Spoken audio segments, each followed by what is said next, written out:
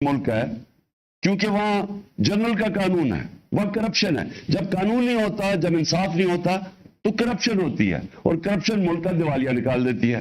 तो इसलिए जो अमीर मुल्क है वो अमीर है इसलिए कि वहां इंसाफ है और वहां करप्शन नहीं है, बड़े पैमाने पे करप्शन नहीं है। उनके वजीर चोरी नहीं कर सकते, और अगर चोरी करे तो एनआरओ नहीं ले सकते, उनका प्राइम मिनिस्टर नहीं कर सकता। तो जब पनामा का जो इंकशाफ हुआ था, तो जिधर जिधर बाहर के मगरबी जमहूरियत के अंदर जिन लोगों के नाम आए थे, वो सब या वो जेल में गए थे, या उनको उन्होंने इस्तीफा दिया था, या वो खत्म हो गए थे, तो हमने उनको मुस्तरद कर दिया था। तो हम अमर बिल मारूफ पे चल रहे हैं, इन चोरों के खिलाफ हम कानून की हुक्मरानी डिमांड कर रहे हैं, कि हम ये चाहते हैं कि इस मुल्क में इंसाफ हो, कि ये ना हो कि सिर्फ छोटा चोर जेल में जाए और ये बड़े बड़े डाकू आके आज असेंबलियों में बैठे और अपने केसेस माफ करवाएं। दूसरी वजह, जब से ये आए हैं, इस मुल्क की माशी कत्ल हो चुका है, और ये मैं अब नहीं 6 महीने से कह रहा हूं कि अगर ये चोर ऊपर जो मुसल्लत किए गए हैं, अगर आप समझ रहे हैं कि ये किसी मुल्क को बेहतर चला लेंगे, तो इनका 30 साल से ये मुल्क पे, हमारे मुल्क के ऊपर हुकूमत कर रही हैं। दोनों जमातें 30 साल से मुल्क पे हुकूमत कर रही हैं। इनके 30 साल में मैं बार बार अपनी कौम को बताता हूं कि डॉक्टर इशरत हुसैन ने अपनी किताब में लिखा है कि जब से ये दो खानदान आए हैं 90 की दिहाई में, हिंदुस्तान भी हमारे से आगे निकल गया, बांग्लादेश भी हमारे से आगे निकल गया। याद रखें कि 90 से पहले पाकिस्तान माशी तौर पे, हर तौर पे बांग्लादेश से भी आगे था, हिंदुस्तान से भी आगे था। लेकिन इन दो खानदानों के आने के बाद ये अमीर होते गए और कौम मकरूज होती गई। तो हम क्या चाहते हैं? हम चाहते हैं साफ और शफाफ इलेक्शन हो, एक नई गवर्नमेंट आए, ताकि सियासी इस्तेकाम से हमारी माशत में इस्तेकाम आए। पॉलिटिकल स्टेबिलिटी होगी तो माशी तौर पर स्टेबिलिटी होगी। और मैं फिर से आपको यह कह दूं कि कल मैंने आपको कहा था कि पाकिस्तान, जब हम आए थे मार्च में, तो पाकिस्तान का जो रिस्क है, यानी अपने कर्जों की किस्तें वापस करने में जो रिस्क थी या खतरा था, वो 5% था। कल वो 64.5% पे पहुंच गया था। और आज सुबह जो आज आप अखबार पढ़ें तो 75% पे पहुंच गया। यानी कि आज बाहर की दुनिया समझती है कि अगर वो पाकिस्तान को कर्जा दें तो 75% चांस है कि पाकिस्तान कर्जे वापस नहीं कर सकेगा, डिफॉल्ट कर जाएगा। और ये इतना खतरनाक है क्योंकि जब ये दुनिया ये देखती है तो कोई बाहर की दुनिया पाकिस्तान में सरमायाकारी नहीं करेगी। कोई भी कमर्शियल बैंक्स बैरूनी पाकिस्तान को कर्जे नहीं देंगे। अंदर भी जब लोगों को यह खतरा हो कि पाकिस्तान डिफॉल्ट पे जाएगा, तो डिफॉल्ट का मतलब, फिर मैं आज आप सबको बता दूं, उसका मतलब यह है कि अगर हम अपने कर्जों की किस्तें वापस नहीं करते तो बाहर से सारा डॉलर आने खत्म हो जाएंगे। डॉलर जब कम हो जाएंगे, और जब वो कम होंगे तो डॉलर की कीमत ऊपर चली जाएगी, रुपया गिर जाएगा।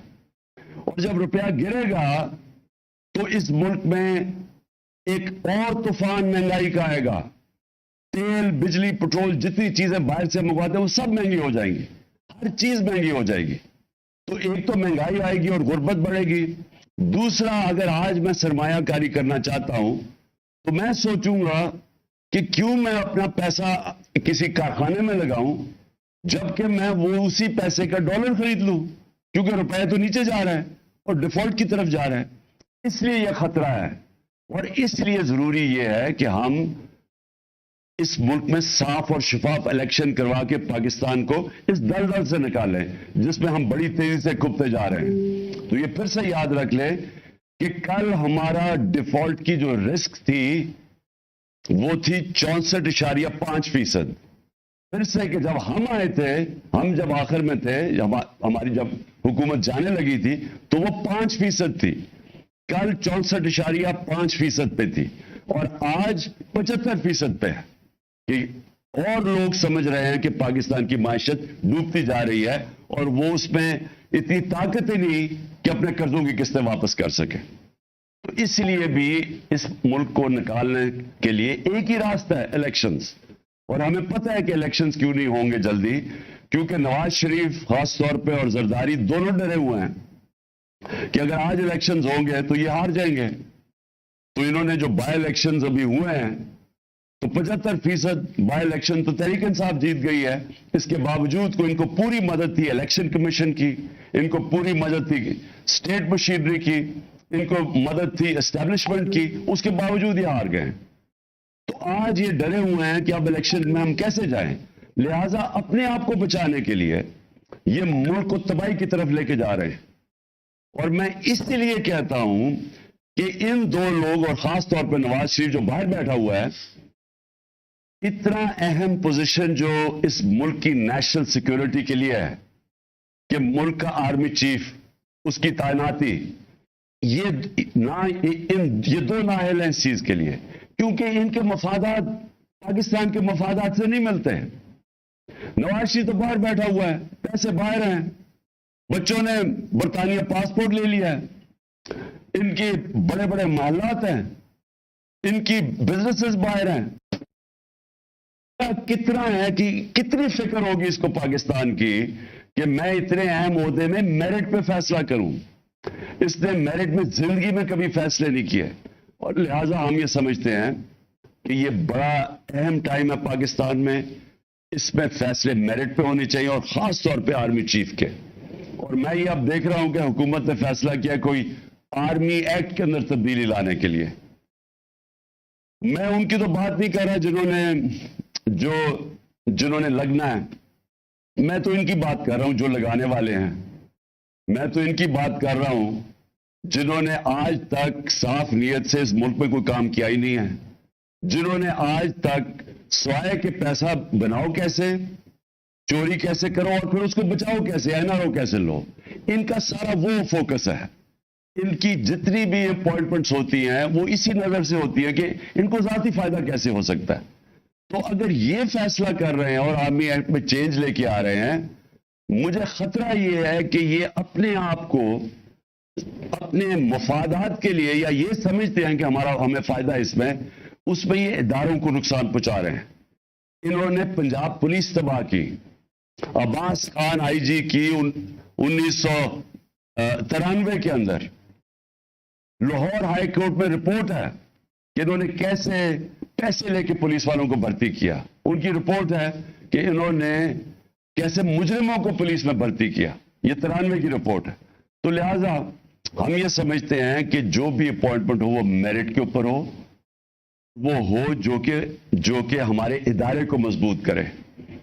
اور اس کے علاوہ میں ایک اور چیز پہ آج بات کرنا چاہتا ہوں. کیمپین میرے خلاف جب سے میں حکومت سے گیا ہوں, ہر تھوڑی دیر کے بعد کیمپین آ جاتی ہے. کیمپین شروع کیسے ہوتی ہے؟ نون لیگ اور جیو اور جنگ گروپ مل کے یہ کیمپین بناتے ہیں. اس کیمپین کو اٹھا کے پھر یہ الیکشن کمیشن کے پاس لے کے جاتے ہیں. الیکشن کمیشن میں بیٹھا ہوا ہے آدمی جو چیف الیکشن کمیشن, وہ ان کا خاص آدمی ہے. وہ ان کے ساتھ مل کے پھر ہمارے اوپر فورن فنڈنگ کیس مثلا وہ لے آتا ہے, اور ہمیں میڈیا کے اندر برا بنا کہا جاتا ہے کہ جی تباہ کر دیا انہوں نے, پکڑے گئے, اب پارٹی کو بین کر دیا جائے گا فورن فنڈنگ کیس کے اندر. اور ہم بار بار اپنی ساری صفائیاں پیش کرتے ہیں. ہم اپنی سارے جو فورن فنڈنگ کے اندر جو انہوں نے نام لیا تھا اس کے اوپر جن لوگوں نے ہمیں پیسے دیے ان کے نام دیتے ہیں. 40,000 کے جو ہمارے ڈونرز ہیں ان کے نام دیتے ہیں, اور یہ ہے 10 سال پرانی چیزیں.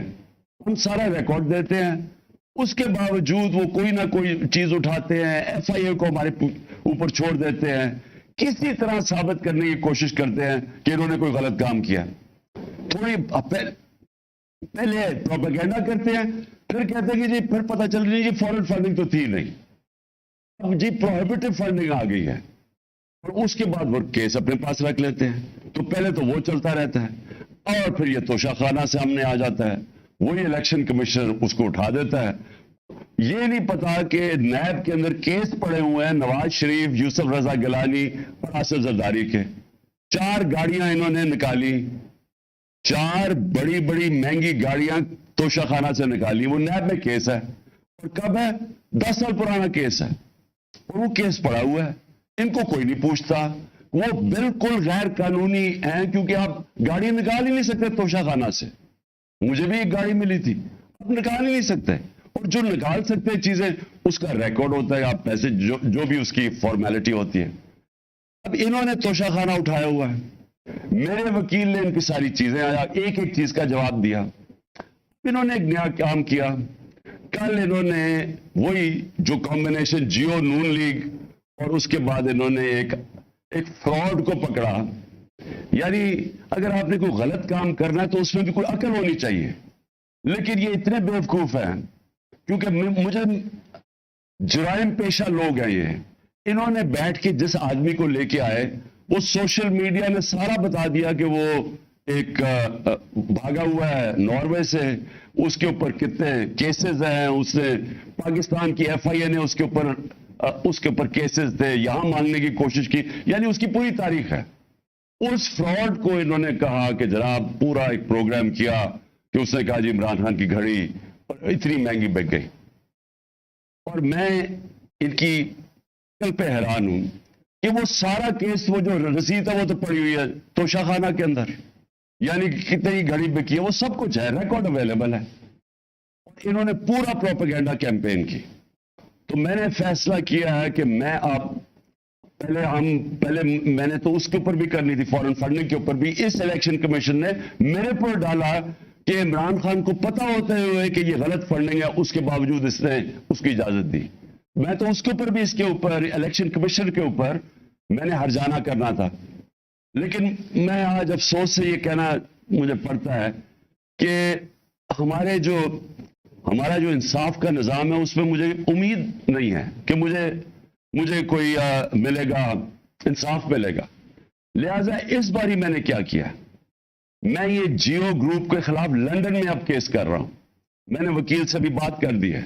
میں اس کے اوپر لندن میں کیس کروں گا، اور وہ اس لیے کروں گا کہ میں وہاں لندن میں ہماری رجسٹرڈ چیریٹیز ہے جس کا میں سربراہ ہوں، نمل یونیورسٹی اور شوکت خانم کی.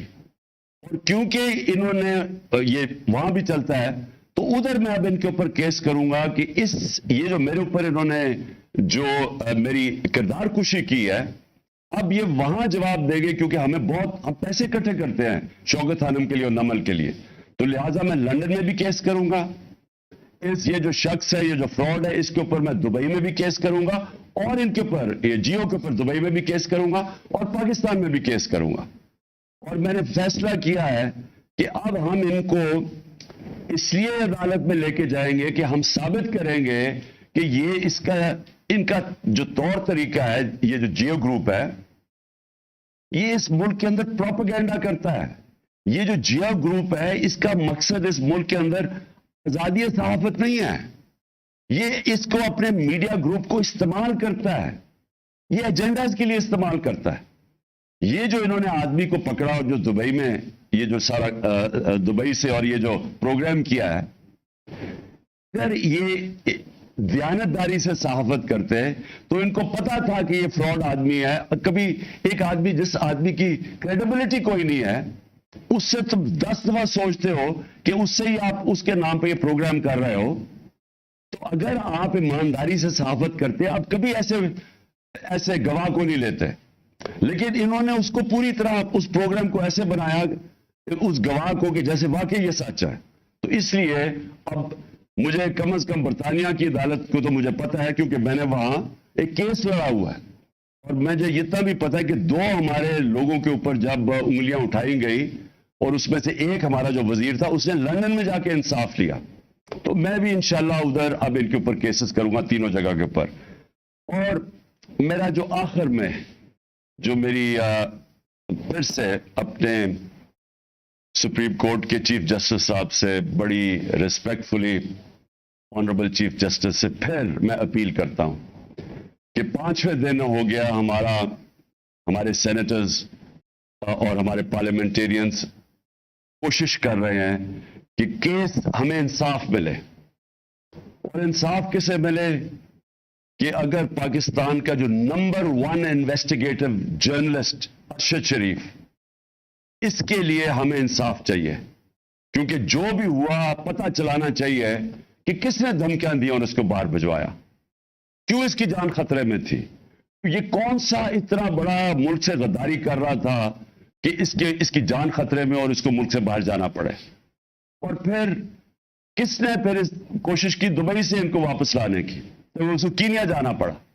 یہ میں چاہتا ہوں کہ ہمارے سپریم کورٹ اس کے اوپر پوری طرح تحقیقات کرے، کیونکہ یہ صرف یہ نہیں کہ ایک پاکستان کا نمبر 1 جرنلسٹ اس کی شہادت ہوئی ہے، یہ سارے باقی صحافیوں کے لیے بھی اگر سپریم کورٹ ان کے ساتھ کھڑا ہوگا تو تبھی وہ صحافی جو دیانتداری سے کام کرتے ہیں، جو ان کے ضمیر کی کوئی قیمت نہیں ہوتی، وہ تبھی اس ملک کے اندر صحیح معنی میں آزادی صحافت ہوگی، اپنے حق اور سچ کے لیے کھڑے ہوں گے. تو اس لیے میں سب سے پہلے تو یہ، اور پھر سے میں اعظم سواتی کا کہتا ہوں کہ یہ پاکستان کا سینیٹر ہے.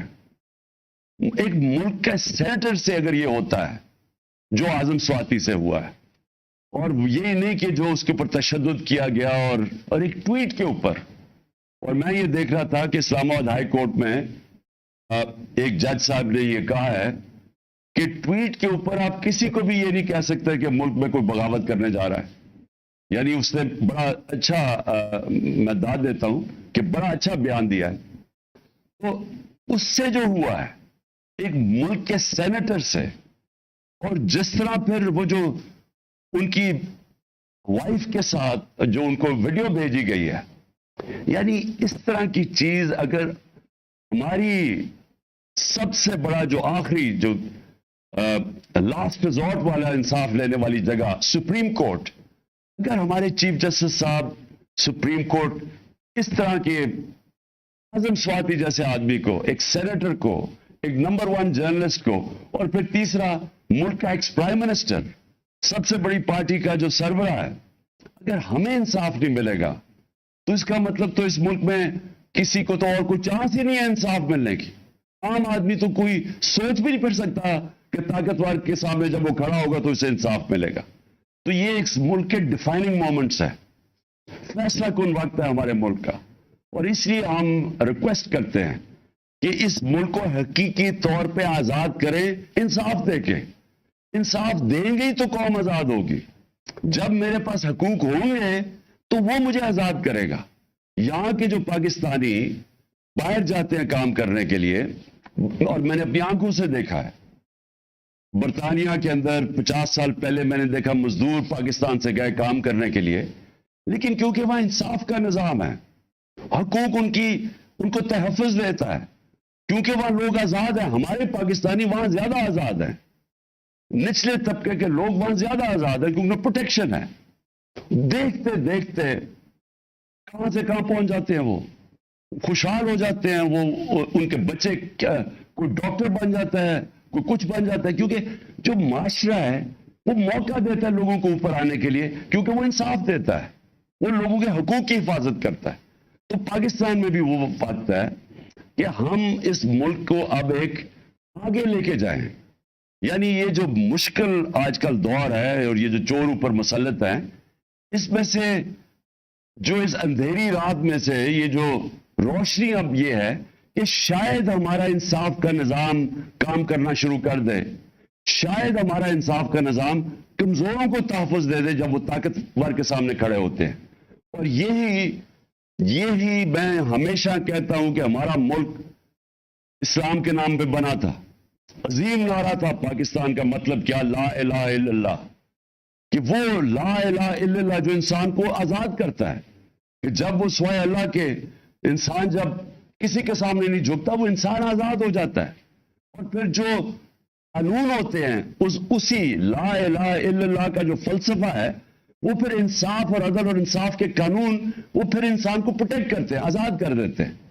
تو ابھی تک تو انصاف نہیں ملا اس ملک میں لوگوں کو، اور اسی لیے ہم آگے نہیں بڑھ سکے، اس لیے ہم مقروض ہیں، اس لیے ہم دنیا میں باہر قرضے مانگتے پھرتے ہیں، اس لیے آج یہ جو 75% پاکستان کی اب رسک فیکٹر بن گیا ہے کہ ہم اپنے قرضے نہیں واپس کر سکتے.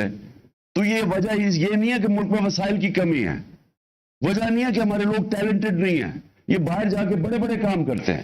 وجہ یہ ہے کہ پاکستان کے اندر حقیقی آزادی نہیں ہے, کیونکہ عدل اور انصاف نہیں ہے.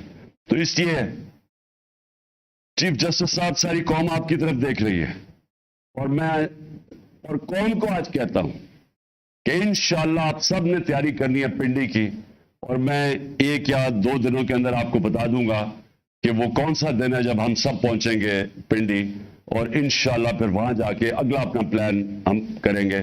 لیکن جو بھی ہمارا پلان ہوگا وہ پرامن ہوگا, وہ آئین کے بیچ میں ہوگا, ہم کسی قسم کی قانون کی خلاف ورزی نہیں کریں گے, ہم ساری وہ چیزیں کریں گے جو کہ ہمارا آئین ہمیں اجازت دیتا ہے.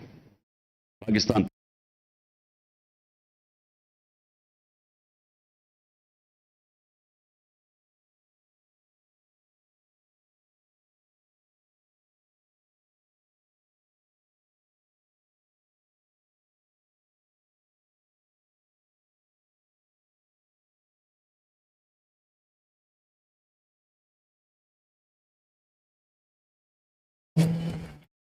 Your game day cravings at the speed of a gnat.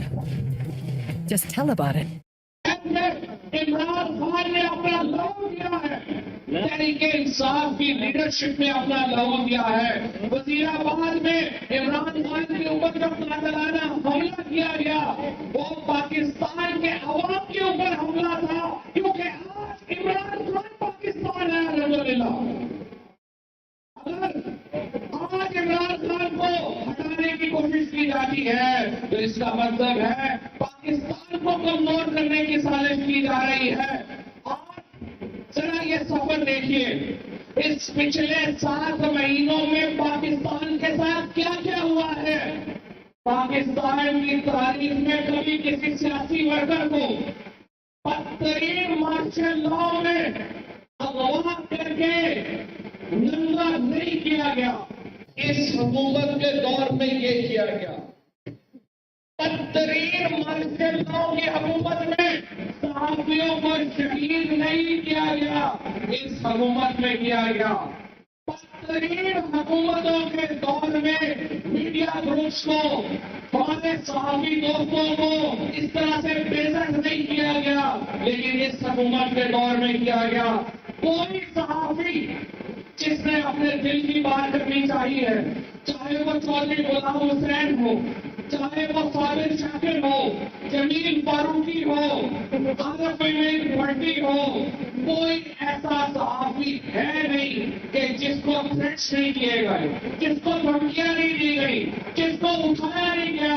اور آپ مجھے بتائیں کس دور میں اس سے پہلے پاکستان سے لوگ بھاگ کے باہر جا رہے تھے کہ یہاں پہ ان کی زندگیوں کو خطرہ ہے. کس نے ارشد شریف کو مجبور کیا کہ وہ پاکستان سے باہر چلا جائے؟ کس نے ارشد شریف کو مجبور کیا کہ دبئی چھوڑ کے کینیا چلا جائے؟ تو میرے دوستوں, بھائیوں اور ساتھیوں, یہ جو جدوجہد ہے یہ عمران خان کے ذاتی حقوق کی جدوجہد نہیں, یہ عمران خان کو تو کوئی مسئلہ نہیں ہے. کبھی آ جاتے ہیں, آپ دیکھیے ہمیں یہ فخر حاصل ہے 4 سال میں پاکستان کی 75 سالہ تاریخ میں سب سے زیادہ کلین گورنمنٹ اگر کسی نے دی ہے تو عمران خان نے دی ہے. 4 سال کے بعد اسکینڈل کیا لے کے آ رہے ہیں کہ عمران خان نے 3.5 کروڑ روپے کی گھڑی بیچ دی. 4 سال کے بعد اسکینڈل یہ ہے, الزام یہ ہے 3.5 کروڑ کی گھڑی بیچ رہی, اور جو 14 ارب روپیہ اور جو پورا ملک بیچ کے کھا رہے ہیں ان کو پتہ ہی نہیں ہے. الیکشن کمیشن اس وقت نون لیگ کے لیے 1122 کی سروس بنا ہوا ہے, جہاں پہ الیکشن کمیشن کا, جہاں پہ نون لیگ مسئلے میں آتی ہے وہ فون گھماتا ہے, چیف الیکشن کمشنر فوراً ان کے ایجنڈے کے اوپر کام شروع کر دیتا ہے. آج پاکستان کے سینیٹر, پاکستان کے الیکٹڈ لوگ خستہ ہو گیا ہے, سپریم کورٹ کے پاس کے کھا رہے ہیں اور کہہ جا رہے ہیں کہ آپ آدم سوادی کے کیس کا نوٹس لیں, کہہ رہے ہیں آپ ارشد शरीफ की शहादत का नोटिस लें, आप इमरान खान के ऊपर कातिलाना हमले का नोटिस लें। हमारी सुप्रीम कोर्ट तक से मस नहीं हो रही, हमारी सुप्रीम कोर्ट में कोई नोटिस नहीं लिया जा रहा। पाकिस्तान में इदारों के ऊपर एतमाद खत्म हो रहा है। ये पाकिस्तान का बहरान है, ये पाकिस्तान का क्राइसिस है। और इस सारे क्राइसिस में, इस सारे बहरान में अगर एक मत हो जाए, अपनी जिंदगी को, अपनी जान को, अपनी औलाद को, अपने खानदान को इस वक्त फांसी पे लगा के खड़ा है, उसका नाम इमरान खान है। मेरे दोस्तों भाइयों, तहरीक इंसाफ के लोग जो इस मुश्किल वक्त में इमरान खान के साथ खड़े हुए हैं, जो लौटे नहीं पाए हैं, जो तहरीक इंसाफ के कायद के साथ कदम बा कदम चला रहे हैं, मैं आपको बताऊं वो वही जंग लड़ रहे हैं जो 1947 में कायद मोहम्मद अली जिन्ना के साथ लड़ रही थी। आज पाकिस्तान में हकीकी आजादी की लड़ाई है और आप सब लोग शाना बशाना इमरान खान के साथ खड़े हैं। कोई आपको लालच नहीं देके लाया गया, कोई आपको यहाँ पे बयानियां देके आप नहीं आए हुए, कोई आप यहाँ पे किसी के खर्चों में नहीं आए हुए। मैं आप लोगों को सलाम पेश करना चाहता हूँ जो यहाँ पे दिल के अकीदे के साथ आए हैं, पाकिस्तान के साथ खड़े हुए आए हैं। और आप लोगों ने साबित कर दिया है कि पाकिस्तान एक जिंदा कौम है। आपने साबित कर दिया है कि जेलम शहीदों का शहर है, ये माफियों का शहर है। जिस तरह जेलम के बच्चे बॉर्डर के ऊपर अपना लहू देते हैं, आप लोग भी अपनी जिंदगियों का मकसद लेके आए हैं। आपकी आजादी मिलेगी और जरूर मिलेगी। और मैं कहना चाहता हूँ और मैं बुलाना चाहता हूँ तहरीक इंसाफ के वाइस चेयरमैन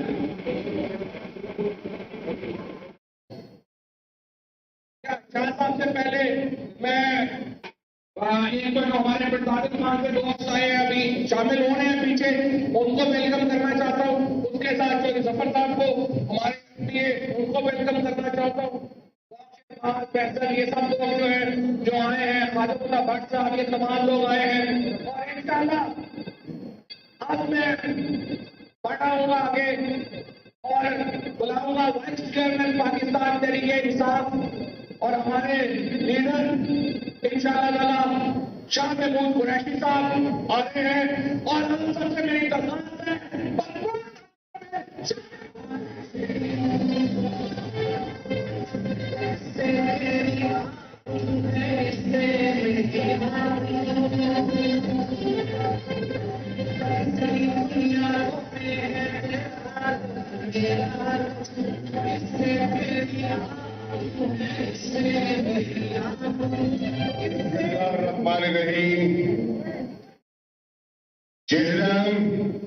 अस्सलाम वालेकुम। गाजियों का शहर जेहलम, शहीदों का शहर जेहलम, पाकिस्तान के चप्पे चप्पे से जर्रे जर्रे से मोहब्बत करने वाला शहर जेहलम। अभी चंद लम्हे बाद पाकिस्तान तहरीक इंसाफ के चेयरमैन इमरान खान साहब आपसे मुखातिब होंगे। तकरीरें हो गई और मुझसे पहले तहरीक इंसाफ के कायदीन ने, अकाबरीन ने मुख्तसर अपना बयानिया आपकी खिदमत में पेश किया। वक्त के दामन में गुंजाइश नहीं है मैं तकरीर क्या करूं, मैं चंद सवाल लेकर आया हूं और पूछना चाहता हूं जेहलम के शासी शऊर रखने वाले शहरियों से कि जेहलम के लोगों को तुमसे ज्यादा पाकिस्तान के दिफा के लिए किसने लहू किया होगा। पाकिस्तान की तारीख इस बात की गवाह है। लेकिन आज 75 साल गुजरने के बाद पाकिस्तान के लोग ये सोचने पर मजबूर हो गए हैं कि पाकिस्तान की सिर्फ क्या है, हमारे बच्चे का मुस्तकबिल क्या है, हमारी मईशत का हाल क्या है, हमारे इदारों की कैफियत क्या है। ये आज پاکستان کا بچہ بچہ یہ سوال کر رہا ہے اور اس کا جواب چاہتا ہے. آج پاکستان کی تاریخ میں، پاکستان کی سیاسی تاریخ میں ایک اہم موڑ آ گیا ہے. قوم کو فیصلہ کرنا ہے کہ ملک ایسے چلے گا، ایسے چلے گا